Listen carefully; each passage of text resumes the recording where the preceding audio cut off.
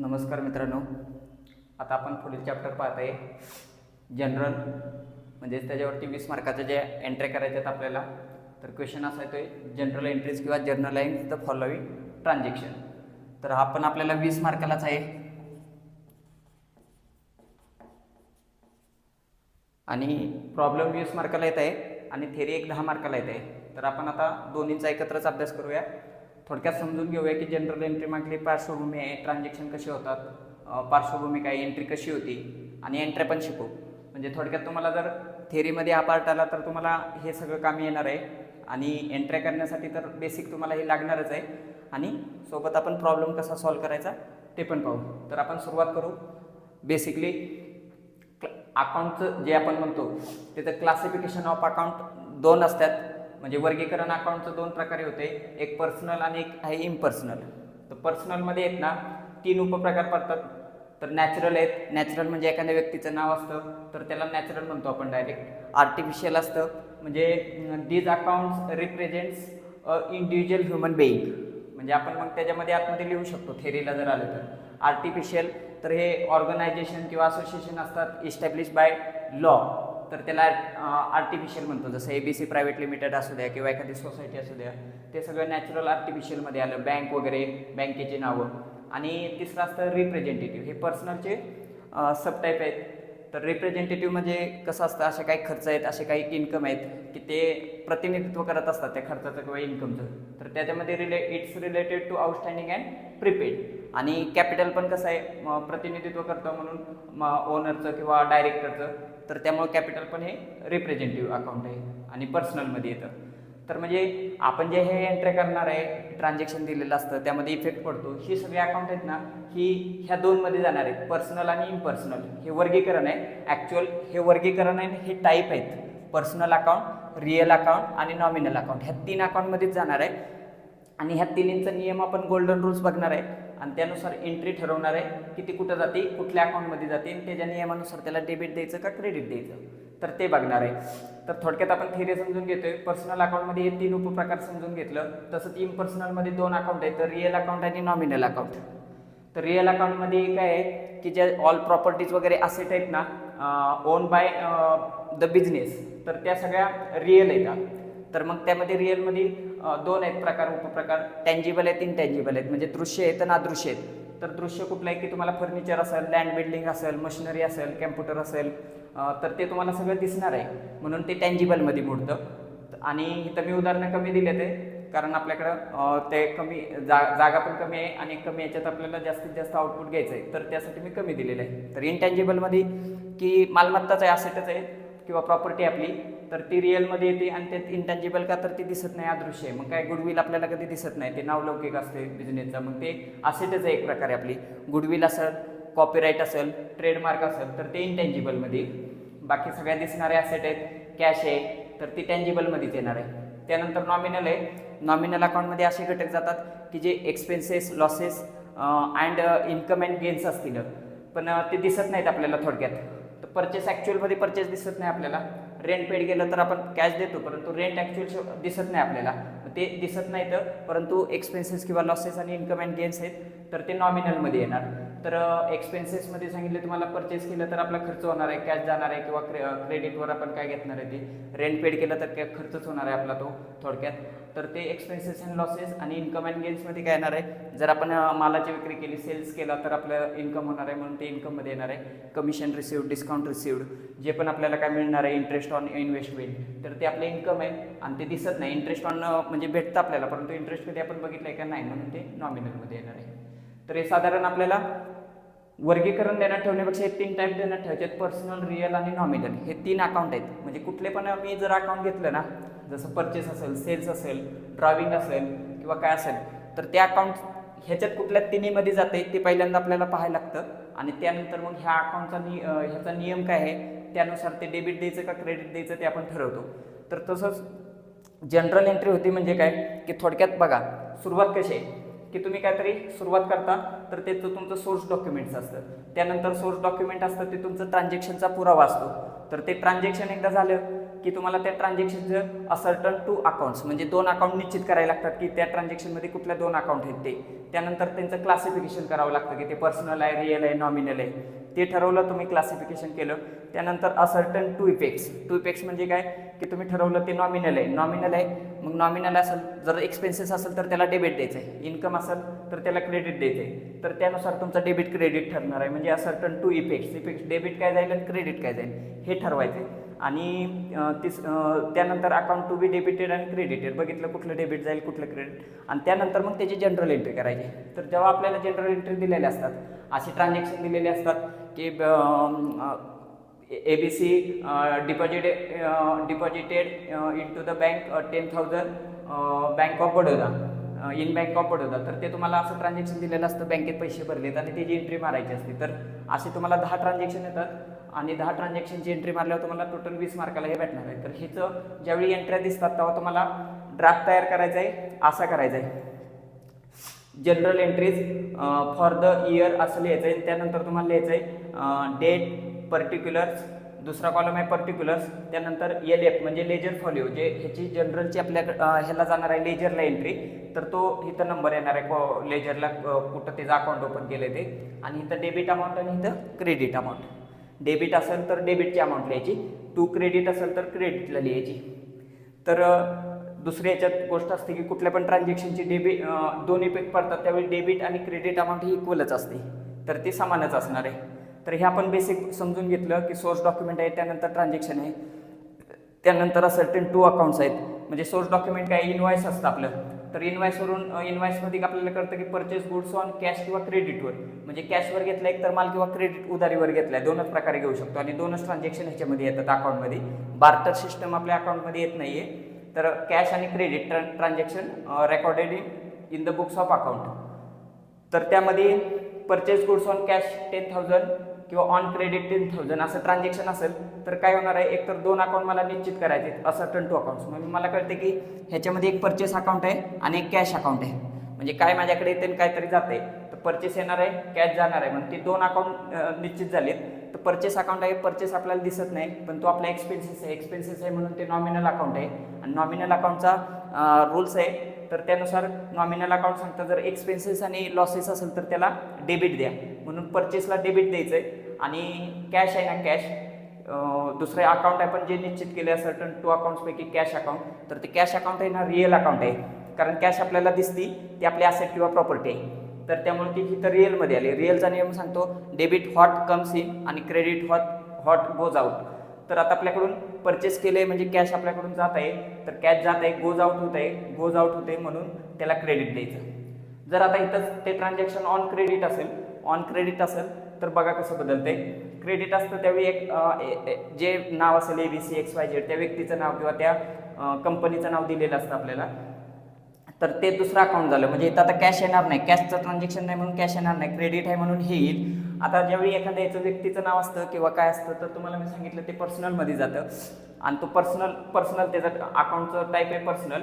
आणि पर्सनलचा नियम आहे डेबिट द रिसिव्हर, म्हणजे घेणाऱ्याला डेबिट द्यायचं आणि जो देणार असतो ना क्रेडिट द गिव्हर. मग आपल्याला कोणतरी माल उधारीवर देते म्हणजे तो गिव्हर आहे, देणार आहे, गिव्हर आहे म्हणून त्याला क्रेडिट द्यायचं. तर हे गोष्टी कळल्या पाहिजेत. हे तुम्ही 1-2 वेळा बघितलं किंवा पुस्तकातून वाचलं तर तुम्हाला समजेल. हे तर मी कमी वेळेत तुम्हाला जास्तीत जास्त एक्सप्लेन करण्याचा प्रयत्न केलेला आहे. त्यानंतर तुम्हाला सांगितलं की जर्नल एंट्रीचा हाच फॉर्मॅट आला पाहिजे, date, particulars, LF ledger folio, debit amount, credit amount. इथं डेबिट आणि इकडे क्रेडिट असं द्यायची काही गरज नाही, कारण आपण इथं डेबिट अमाऊंट क्रेडिट अमाऊंट दिले आणि त्यात तुम्हाला एंट्री ह्याच्यात करायची असतात. आणि ती एंट्री झाल्यानंतर तुमचं लास्टला हे डेबिट आणि क्रेडिट अमाऊंटची टोटल लिहायची असते, कारण ती अरिथमॅटिकल ॲक्युरसी बरोबर आहे का त्यासाठी ते तुम्हाला करायचं असतं. त्यानंतर जनरल एंट्रीमध्ये मी हे जे सांगितलं ते तुम्हाला एक्सप्लेन केलं, ते तुम्ही थेरीमध्ये लिहू शकता. जनरल एंट्रीवरती एक साधारण 10 मार्काचा क्वेश्चन येतो, किंवा असं तुम्हाला पर्सनल अकाउंट कुठे येईल, रिअल कुठे येईल, नॉमिनल कुठे येईल. तर त्यावेळी हे मी ज्या गोष्टी सांगितल्या त्या रिअलमध्ये असेट आणि प्रॉपर्टी येतात ओन बाय बिझनेस, तर ते तुम्हाला लिहायचं आहे. त्यामध्ये उपप्रकार तुम्ही लिहू शकता टँजिबल, इनटँजिबल. टँजिबलमध्ये तुम्ही उदाहरणं अजून टाकू शकता, इनटँजिबलमध्ये टाकू शकता. टँजिबल म्हणजे that which can be seen, touch or failed, म्हणजे जे आपण ज्याला हात लावू शकतो, फील करू शकतो, अशा गोष्टी टँजिबलमध्ये येतात. आणि इनटँजिबलमध्ये कॅनॉट बी सीन, टच और फेल, म्हणजे ज्या टच करू शकत नाही, फील करू शकत नाही, पण असेट किंवा प्रॉपर्टी आहेत तर इंटेंजिबलमध्ये येतात. म्हणजे मी इथं सांगितले, तुम्हाला तिथं थेरीमध्ये थोडंसं ते एक्सप्लेन करून लिहायचं आहे. आणि त्यानंतर आता आपण एक थोडक्यात बघू की एक 8-9 प्रकारचे ट्रान्झॅक्शन घेतलेत, त्याच्या कशा कशा एंट्री होतात ते आपण समजून घेण्याचा प्रयत्न करूया. तर आता एक परचेसची एंट्री असते तुम्हाला, तर परचेसच्या 3 टाईप असतात. एक तर परचेस तुम्ही कॅश करू शकता, क्रेडिट करू शकता, आणि कधी कधी परचेस रिटर्नची पण एंट्री येते. तर तुम्हाला कॅशवर एंट्री येणार आहे किंवा क्रेडिटवर येणार आहे. आणि परचेस, आता मी तर शास्त्रीय तुम्हाला सांगितलं, ज्यावेळी मी परचेस करतो त्यावेळी माझा परचेस एक अकाउंट असतं, आणि दुसरं काय येणार आहे, एक परचेस अकाउंट येणार आहे, दुसरं कॅश किंवा ऑन क्रेडिट असेल तर त्या व्यक्तीचं नाव येणार, म्हणजे ज्या व्यक्तीकडून मी घेतले माल क्रेडिटवर, शिंदे आपण करू. आणि 2 तर समजून घेऊ, पण परचेस मग मला कळते की ह्या 2वर इफेक्ट पडणार आहे. तर नियमानुसार बघा 3 गोल्डन नियम येतं. पर्सनल अकाउंटचा नियम सांगतो डेबिट द रिसिव्हर आणि क्रेडिट द गिव्हर. म्हणजे जो घेणार आहे त्याला डेबिट द्यायचं असतं आणि जो देणार आहे गिव्हर आहे त्याला क्रेडिट द्यायचं असतं, रिसिव्हरला डेबिट द्यायचं.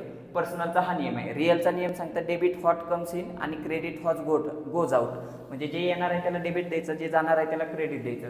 नॉमिनलचं हे सांगतं की debit all income and expenses, म्हणजे जे debit all expenses and losses, म्हणजे जे तुमचे खर्च किंवा लॉस आहेत तुला डेबिट द्यायचं, आणि जर तो इन्कम अँड गेन्स असेल तर त्याला क्रेडिट द्यायचं. मग ते तुम्हाला नॉमिनल आहे का काय हे अकाउंटवरून ठरवायचे. आता परचेस कॅश, तर ते तुम्ही बघा, मला कळलं की परचेस दिसत नाही आणि तो माझा खर्च पण आहे, तर तो नॉमिनल आहे. ओके, तर हा नॉमिनल आहे, नॉमिनल आहे पण खर्च आहे म्हणून त्याला मी डेबिट दिलं. खर्च एक्सपेन्सेसला डेबिट द्यायचं. ते गोल्डन रूल तुम्हाला सांगितले, आता ते पण तुम्हाला लिहायचे. ते ह्याच्यामध्ये आलं जनरल एंट्रीमध्ये, तर तुम्हाला ते लिहून घ्यायचे ते. त्यानंतर बघा परचेस नॉमिनल सांगितल्यामुळं ते खर्च आहेत म्हणून डेबिट दिलं. त्यानंतर कॅश रिअल अकाउंट आहे, रिअल अकाउंटचा नियम सांगतो की कॅश इथं माझ्याकडून जाते, मग जर गोज आउट असेल तर त्याला क्रेडिट द्यायचं. म्हणजे थोडक्यात ह्याला डेबिट द्यायचं आणि ह्याला क्रेडिट द्यायचं. आणि तसंच कोण XYZ व्यक्तीकडून ऑन क्रेडिटवर घेतले तर मी ते पण काय सांगतं, पर्सनल अकाउंट आहे. पर्सनल अकाउंट काय सांगतो, तो गिवर आहे ना, मला माल देतोय, तर किंवा मी बिझनेस त्याला पैसे देणार आहे, गिवर आहे तो, तर तो माल देतोय म्हणून त्याला पण क्रेडिट द्यायचं आपल्याला थोडक्यात. तर परचेसच्या अशा एंट्री होतात. जर कुठं पण परचेसची एंट्री दिसली ना तर तुम्हाला परचेस अकाउंटला डेबिट द्यायचंय. कॅशनं जर परचेस केला असेल तर कॅशला क्रेडिट द्यायचंय. जर ऑन क्रेडिटवर ट्रान्झॅक्शन असेल उधारीवर, तर त्या व्यक्तीचं नाव दिलं असेल तर त्या व्यक्तीचं पर्सनचं नाव तुम्हाला तिथं क्रेडिटमध्ये लिहायचंय. मग थोडक्यात एंट्री कशी होती तुम्हाला दाखवतो मी इथं, की मी म्हणलंय purchase goods ₹10,000 on credit from Ramesh. तर आता इथं मी परचेस केले, म्हणजे परचेस माझ्याकडे माल येतोय म्हणून परचेसला मी डेबिट दिला. आता मी गोल्डन रूलचा एवढा विचार करत नाही. मी जनरल एंट्री तुम्हाला मार्किंगसाठी जर पाहिजे असतील तर काय येतं आणि काय जातं त्याच दृष्टीने आपण विचार करू. आता इथं माझ्याकडे परचेस केले म्हणजे माल येतोय म्हणून जे येतोय त्याला मी डेबिट दिलं. तसं आपण नियमानुसार गेलो तर तीच एंट्री येणार आहे. आणि विदाउट नियमानुसार म्हणजे मी जसं सांगतोय की काय येते त्याला डेबिट द्या, काय जाते त्याला क्रेडिट द्या, तर त्यानुसार गेलं तर बऱ्यापैकी आपल्या 70-80% तर एंट्री बरोबरच येणार आहे. अदरवाईज मी तुम्हाला जे टेक्निकल प्रमाणे सांगितलं की तो विचार करा, पहिला अकाउंट कुठले इफेक्ट पडतात, त्यानंतर नियम ठरवा, तर ह्या गोष्टी आपण तिथं करू शकतो. परंतु तेवढ्या वेळेत तुम्हाला कमी वेळेत समजायलाच असं नाही आहे. तर आता इथं आपलं परचेस आहे किंवा ही जी मी ट्रान्झॅक्शन सांगतो ते ध्यानात ठेवा. हीच ट्रान्झॅक्शन येणार आहेत, फक्त तिथं अमाऊंट वगैरे बदलणार आहेत. तर purchase goods ₹10,000 on credit from Ramesh, तर इथं काय एंट्री होणार आहे, ह्याची स्टँडर्ड एंट्री काय होईल, जी डेट असेल ती इथं डेट टाकन मी. त्यानंतर माझं लिहिन परचेस अकाउंट,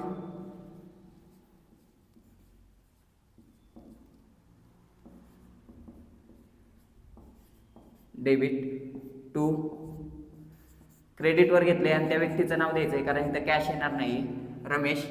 इथं क्रेडिट लिहायची गरज नसती. हा लेजर फॉलिओचं पण डॅश करायचं. डेबिट अमाऊंट आहे 10,000 आणि क्रेडिट अमाऊंट आहे 10,000. मग त्यानंतर तुम्हाला इथं नॅरेशन लिहायला लागतं, म्हणजे brief explanation. Being purchase goods on credit, अशी एक एक एंट्री करायची आहे. आता या सगळ्या एंट्र्या करणं किंवा हे शक्य नाही येतं, त्यामुळे मी फक्त तुम्हाला एंट्री सांगतो. ज्यावेळी परचेसची एंट्री 3 प्रकारची असते, त्यावेळी परचेसला ह्या कॅश आणि क्रेडिटवर असेल ना तर परचेसला डेबिट द्यायचं, कॅशला क्रेडिट द्यायचं. जर उधारीवर असेल तर त्या व्यक्तीचं नाव लिहायचं आहे आपल्याला क्रेडिट साईडला. दोन्हीकडे अमाऊंट सेमच येणार आहे. त्यानंतर आता परचेस रिटर्न असतं ना, त्याला रिटर्न आउटवर्ड म्हणतात. म्हणजे आपण आता काहीतरी माल परचेस केला 1000 रुपयाचा आणि त्यातला 200 रुपयाचा रिटर्न करतोय, तर ती एंट्री असते. अशा वेळी आपण ज्याला रिटर्न करतोय ना त्या कंपनीचं नाव किंवा व्यक्तीचं नाव, पर्सनचं नाव असेल ना तर त्या पर्सनचं नावला डेबिट द्यायचं आणि परचेस रिटर्न आहे किंवा रिटर्न आउटवर्ड ते दोन्हीचा अर्थ एकच आहे, दोन्ही अकाउंट एकच आहे, तर त्यांना पण क्रेडिट द्यायचं असतं. म्हणजे आता मी माल 200 रुपयाचा रिटर्न केला ना रमेशला, तर मी इथं म्हणणार की Ramesh account debit to purchase return, purchase return. आणि जे काय 200 अमाऊंट आहे ती मी ह्या पद्धतीनं सोडवणार आहे. आता तिथं मी तुम्हाला कमी वेळेत दाखवायचं म्हणून तसं सांगत आहे कमी शॉर्टकटमध्ये, तर ते तुम्ही समजून घ्या. तुम्हाला परीक्षेच्या दृष्टीने अशी मांडणी झाली पाहिजे. आणि मग नॅरेशन मी लिहू शकतो बिंग परचेस रिटर्न गुड्स, मग रुपीज काय असेल ते लिहू शकतो नॅरेशनमध्ये वाटलं तर. नॅरेशन कंपल्सरी लिहायचं आहे. तुमचं ब्रीफ एक्सप्लेनेशन जे ट्रान्झॅक्शनमध्ये दिले तेच तुम्हाला बऱ्यापैकी शॉर्ट करून लिहायचं असते. तर हे असं तुम्हाला हे कंपल्सरी लिहायचं आहे. ही पूर्ण एंट्री झाल्यानंतर तुम्हाला एक अशी लाईन मारावी लागते आणि सेकंड एंट्री लिहावी लागते. म्हणजे ही रेश मारणं पण कंपल्सरी आहे. तुम्हाला तरच कळतं की हे दुसरं ट्रान्झॅक्शन आहे. इथं डेट जे ट्रान्झॅक्शन आहे ते पर्टिक्युलरमध्ये आलं, त्याचं नॅरेशन आलं, LF debit amount, credit amount, त्यानंतर ही आडवी रेश मारायची आहे. त्यानंतरच दुसरं ट्रान्झॅक्शन लिहायचं आहे. ते झाल्यानंतर पुन्हा एक लाईन मारायची आहे, तिसरं ट्रान्झॅक्शन लिहायचं आहे. ट्रान्झॅक्शन हीच असणार आहे. आता जसं तुम्हाला सांगितलं परचेसच्या बाबतीत ऑन क्रेडिट किंवा कॅश असेल तर डेबिट तर परचेसला द्यायचं आहे, कॅश असेल तर कॅशला क्रेडिट द्यायचं. आणि जर ऑन क्रेडिट असेल उधारीवर असेल तर त्या व्यक्तीचं पर्सनचं नाव लिहायचं, त्याला क्रेडिट द्यायचं. अमाऊंट तर सेम येणार आहे. परचेस रिटर्नच्या बाबतीत फक्त अपवाद आहे, तिथं परचेसला डेबिट येत नाही. तर ज्या व्यक्तीला आपण रिटर्न केले, परत केले, त्याला डेबिट द्यायचं आणि परचेस रिटर्नला क्रेडिट द्यायचं. ह्या दोनच्या बाबतीत डेबिट परचेसलाच येते. म्हणजे तुम्हाला परचेसची एंट्री दिसली की त्यानं तेव्हा परचेसला डेबिट द्यायचं आणि कॅशवर केलं तर कॅशला क्रेडिट द्यायचं, उधारीवर केलं तर त्या व्यक्तीला क्रेडिट द्यायचं. आता मी कमी वेळेत तुम्हाला सांगायचं म्हणून ते तसं समजावून सांगतोय. नाही तर मी तुम्हाला सांगितलं की नियमानुसार आपल्याला तेवढं शक्य नाही, कमी वेळेचं लेक्चर बनवायचं. आता दुसरं आपण ट्रान्झॅक्शन घेऊ सेल्स. ज्यावेळी आपण सेल्स करतो त्यावेळी आपल्याला कॅश मिळते किंवा एखाद्या व्यक्ती आपल्याला पैसे देणार आहे, त्याला उधारीवर दिले, अशा प्रकारचं ट्रान्झॅक्शन असतं. तर इथं आता आपल्याला काय येणार आहे, आपण सेल्स केलं, सेल्स गुड्स रुपीज 5000, तर आपल्याकडे काय येणार आहे, तर येणार बघा कॅश आहे म्हणून त्याला मी डेबिट दिलं आणि जाणार काय आहे तर सेल्स आहे.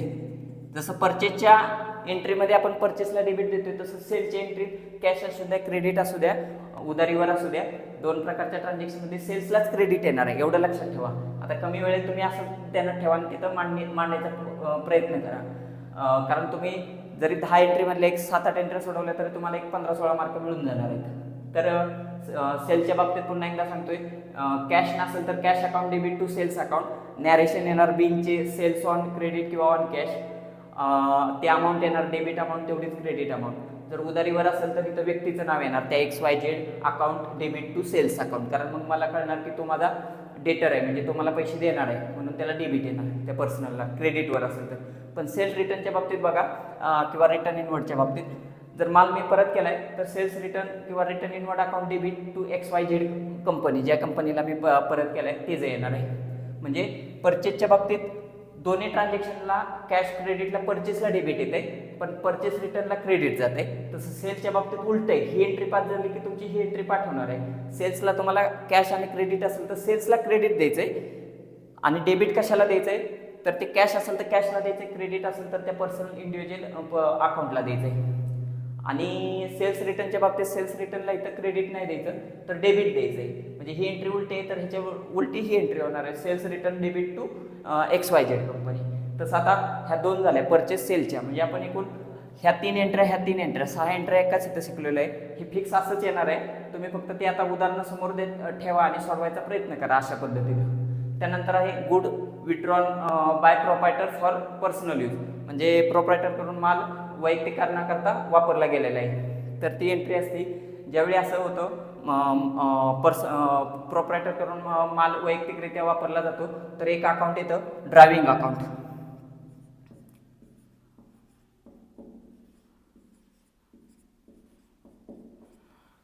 हे ड्रायव्हिंग अकाउंट येतं. ह्याला आपल्याला डेबिट द्यायचं असतं आणि क्रेडिट द्यायचं असतं goods withdrawn for personal use, किंवा आपण त्याला हे पण देऊ शकतो, टू परचेस पण म्हणू शकतो, टू परचेस. म्हणजे ही ज्यावेळी एंट्री येणार आहे की मालकानं वैयक्तिकरित्या काही माल वापरला बिझनेसमधला किंवा बिझनेसमधून काही माल उचललेला आहे, ही एंट्री येते. त्यावेळी तुम्हाला ड्रायव्हिंग अकाउंट पाठ करून ठेवा, त्याला डेबिट द्यायचं आणि टू मध्ये हे ॲज इट इज लिहा, goods withdrawn for personal use account credit, किंवा डायरेक्ट टू परचेस लिहा. दोन्हीपैकी एक लिहिलं किंवा दोन्ही लिहिलं तरी चालतं. दोन्हीकडे तुम्हाला सेम अमाऊंट द्यायची, जी त्यानं 1000 रुपयाचा माल घेतलाय, 2000चा घेतलाय, ती अमाऊंट द्यायची. त्यानंतर ही पाठच करून ठेवा, ड्रायव्हिंगला डेबिट येते. त्यानंतर goods distributed as free sample. आता माल आपण फ्री सॅम्पल म्हणून वाटलेलं आहे, तर इथं आपण थोडक्यात ॲडव्हर्टाइजमेंट करतोय म्हणून आपलं काय येणार आहे, ॲडव्हर्टाइजमेंट हा शब्द येणार आहे इथं, ध्यानात ठेवा. आता का तो येतोय हे समजावून सांगण्यामागं एवढा वेळ नाही आहे, म्हणून इथं ॲडव्हर्टाइजमेंट अकाउंटला डेबिट द्यायचं आहे to good distributed as free sample. तसंच ॲज इट इज लिहा किंवा मग टू परचेस लिहा. इथल्या बऱ्यापैकी एंट्रींना परचेस येतं. जर तुम्हाला हे शब्द पण हे तर तुम्हाला ट्रान्झॅक्शनमध्ये दिले, त्यामुळे त्याला ॲज इट इज क्रेडिट द्यायचं आणि हे नवीन शब्द फक्त पाठ करून ठेवायचे की बाबा त्यानं वैयक्तिक वापरले तर फक्त ड्रायव्हिंग येते, त्याला डेबिट येते. माल फ्री सॅम्पल म्हणून वाटलाय तर ते ॲडव्हर्टाइजमेंट अकाउंट येते. हे शब्द जरा पाठ करून ठेवा तुम्ही. तर टू ह्याची एंट्री सांगितली, ही पण पाठ करून ठेवा. हे दोन्ही पण एंट्री येऊ शकतात किंवा दोन्हीतली एखादी येऊ शकते. तिथं फक्त अमाऊंट बदलणार आहे, बाकी तो ट्रान्झॅक्शन असंच टाकणार आहे, बाकी काय वेगळं करणार नाही. आता इथं ही 5वी एंट्री आहे, गुड्स लॉस बाय फायर किंवा ॲक्सिडंट. म्हणजे मालाची लॉस झालाय आगीमध्ये किंवा ॲक्सिडेंटमध्ये नुकसान झालंय मालाचं. तर 3 प्रकारे असू शकतं ते. एक तर इन्श्युअर असू शकतं, अनइन्श्युअर असू शकतं किंवा पार्सली इन्श्युअर असू शकतं. म्हणजे विमा काढलेला असू शकतो, विमा न उतरवलेला असू शकतं, किंवा थोड्या किमतीचा विमा उतरवलाय बाकी किमतीचा उतरवला नाही, म्हणजे पार्सली इन्श्युअर असू शकतं. तर 3 प्रकारचं असू शकतं. तर ज्यावेळी असं तुम्हाला येतं ना, तेव्हा हा शब्द ठेवणार, लॉस बाय फायर असू दे किंवा लॉस बाय ॲक्सिडेंट असू दे ना, त्याला डेबिट द्यायचंय. म्हणजे ह्याची एंट्री होते अशी, लॉस बाय फायर अकाउंटला डेबिट द्यायचं to goods lost by fire. म्हणजे त्या ट्रान्झॅक्शनमध्येच अकाउंट आहे, ती पाठ करून ठेवायची. Loss by fire debit to goods lost by fire, किंवा इथं मग तुम्ही परत परचेस देऊ शकता. मी तुम्हाला सांगितलं 4-5 एंट्रीना परचेस पण चालतं जर आठवत नसेल तर. पण जे काय झाले आपलं नुकसान त्याला डेबिट द्यायचं, loss by fire debit to goods lost by fire. ती अमाऊंट काय असेल ती दोन्हीकडे येणार आहे. परंतु ज्यावेळी अनइन्श्युअर असेल तर त्याची अशी एंट्री होणार आहे, म्हणजे इथं पूर्ण नुकसान झाले म्हणून लॉस बाय फायर म्हणले, पण इन्शुरन्स कंपनीनं म्हणजे इन्शुरन्स काढलाय मी तेवढ्याचा, तर त्याची एंट्री अशी होणार आहे, insurance account debit to goods lost by fire किंवा परचेस अकाउंट और परचेस. जेव्हा मी इन्शुरन्स काढलाय त्यावेळी इन्शुरन्स अकाउंटला डेबिट देणार आहे आणि goods lost by fire account debit किंवा ऑर म्हणले परचेस अकाउंट देणार आहे. दोन्हीतले एक लिहा, दोन्ही लिहा तुम्हाला आठवलं तर. तर ही एंट्री अशी होणार आहे, इन्शुरन्स काढला असेल तर, इन्श्युअर असेल तर त्या ट्रान्झॅक्शनमध्ये तुम्हाला दिला असेल. जर अनइन्श्युअर असेल तर मी इथं फक्त इन्शुरन्सच्या जागी लॉस घेणार, कारण तो पूर्ण माझा लॉस झाला आहे म्हणून loss by fire account debit. तर ह्या अशा होणार आहेत. आता कधी कधी त्यांनी सांगितलं की 1000 रुपयाचं नुकसान झाले आणि त्यातलं 700 रुपयाचं इन्श्युअर आहे आणि 300 रुपये अनइन्श्युअर आहे, असं एंट्रीमध्ये सांगितले. तर त्यावेळी कसं होईल, 2 अकाउंट येतील तुमचे. इन्शुअर तुमची अमाऊंट 700 रुपये आहे, त्यामुळे ह्याला एक डेबिट येईल इन्शुअरला. त्यानंतर लॉस बाय फायर, तिथं अनश्युअर अकाउंट येणार नाही, इन्शुरन्स कंपनीला डेबिट येईल, इन्शुरन्स कंपनी 700 रुपये डेबिट. त्यानंतर लॉस बाय फायर 300 रुपये येईल आणि टू मध्ये जे आपण अकाउंट टाकणार to goods lost by fire, तर त्याला क्रेडिट देणार. तर त्याला 700, 300, 1000 रुपये असं, म्हणजे डेबिटची अमाऊंट आणि क्रेडिटची अमाऊंट इक्वल होईल. म्हणजे ही तिसरी येईल ना, पार्सली इन्श्युअर.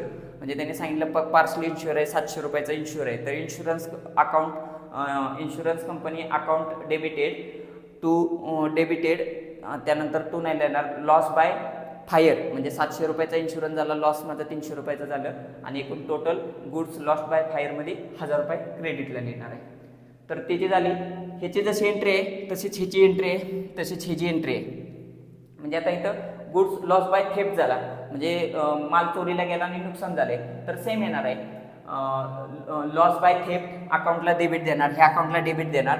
आणि to goods loss by theft आणि to goods lost by theft account credit किंवा त्याला परचेस अकाउंट देणार आहे क्रेडिटला. तर ह्याच्या अगोदर सेम एंट्री होणार आहे. ह्याच्यात पण इन्शुरन्स असेल आणि इन्शुरन्स असेल तर ते तुमचं असं बदलत जाणार आहे एंट्री जशी सांगितली तशी. तसंच गुड्स लॉस इन ट्रान्झिट किंवा डॅमेज झालाय म्हणजे तुमचा माल वाहतूक करताना माल डॅमेज झालाय वगैरे तर ती एंट्री असंच असणार आहे.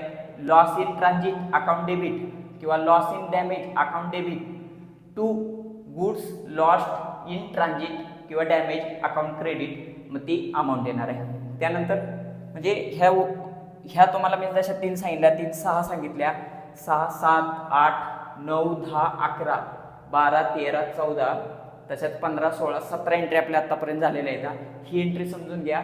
तुम्ही 2 वेळा व्हिडिओ बघा तुम्हाला समजून येईल किंवा समोर तुम्हाला 11वीचं पुस्तक असेल तर त्यामध्ये तुम्ही जनरलमध्ये गेला तर आता तुम्हाला समजायला किंवा ट्रान्झॅक्शन समोर ठेवले तर तुम्ही तसं लिहून बघा. म्हणजे नुसतं व्हिडिओ बघितले आणि परीक्षेला गेला तर तुम्हाला डायरेक्ट काय येणार नाही. स्वतः मागले प्रिव्हियस इयरचे 3-4 पेपर घ्या आणि सोडवायचा प्रयत्न करा तेव्हा तुम्हाला ते येईल. त्यानंतर आता बघा दिले कॅश डिपॉझिटेड आणि कॅश विड्रॉल. आता जेव्हा मी कॅश डिपॉझिट करतोय ना तो आम्हाला लक्षात येते की माझ्याकडून कॅश जाते म्हणून मी कॅशला पहिले क्रेडिट देऊन घेतलं. आता डेबिट कुठाला द्यायचं आहे तर ज्या बँकेत मी डिपॉझिट केले त्या बँकेचं नाव दिलं असेल त्यांनी SBI तर SBI अकाउंटला डेबिट देणार. क्रेडिटच्या पुढे कधी क्रेडिट लिहायचं नसतं फक्त टू कॅश लिहायचं असतं. टू कॅश क्रेडिट लिहायचं नसतं. तर SBI account debited to cash म्हणजे डिपॉझिटचं ट्रान्झॅक्शन आलं की तुमची अशीच एंट्री होणार आहे. आणि जर बँक दिली नसेल तर नुसतं bank account debit to cash लिहायचं. जे अमाऊंट डिपॉझिट केले 10,000 5,000 जे समथिंग असेल ती लिहून टाकायची. त्यानंतर कॅश विड्रॉल केले तर तुम्ही कॅश काढले म्हणजे तुमच्याकडे कॅश येणार आहे म्हणून कॅश अकाउंट डेबिट आणि ज्या बँकेतून पैसे जाणार आहेत त्याला टू SBI म्हणजे बँकेचं नाव दिलं असेल तर ती बँक घ्या. अन्यथा तुम्हाला नुसतं बँक दिलं असेल तर नुसतं बँक शब्द लिहा. म्हणजे डिपॉझिटची अशी एंट्री होणार आहे विड्रॉची अशी एंट्री होणार आहे जर पैसे बँकेतून काढले तर. आणि ह्या एंट्री मी ज्या शॉर्टकटमध्ये तुम्हाला सांगितलं त्या फक्त तुम्हाला इथं मांडायचे. नॅरेशन काय आहे तुमचं ट्रान्झॅक्शनमध्ये दिले ते तुम्हाला थोडंसं ब्रीफ करून लिहायचं आहे एक्सप्लेनेशन. आणि प्रत्येक एंट्री झाल्यानंतर तुम्हाला आडवी रेष मारायची आहे त्यानंतर दुसरी एंट्री करायची आहे. बाकी तुमचं हे पूर्ण सोडून झालं की डेबिटची अमाऊंट आणि क्रेडिटची अमाऊंट खाली टोटलला लिहायची आहे. बाकी थेरॉटिकलमध्ये जो पार्ट सांगितला तो सेम आहे. बाकी तुम्ही ह्या 11वीच्या पुस्तकातून पुन्हा एकदा एंट्र्या रिवाईज करा. मी फक्त एवढंच तुम्हाला काय वाचून पण तुम्हाला कळणार आहे परंतु जर एक्सप्लेन केलं तर थोडं पटकन समजेल ह्या कारणाकरता फक्त हे लेक्चरचा हेतू आहे बाकी काय नाही. आणि हे थेरीचा पण वापर करायचा आहे तुम्हाला. आणि हा 20 मार्काचा. काही अडचण आली तर आपण एखादा प्रॉब्लेम वाटल्याच वेळ भेटला तर जनरल एंट्रीचा एक 22चा किंवा 21चा आपण सोडून घेऊया. आजचं लेक्चर इथंच थांबू.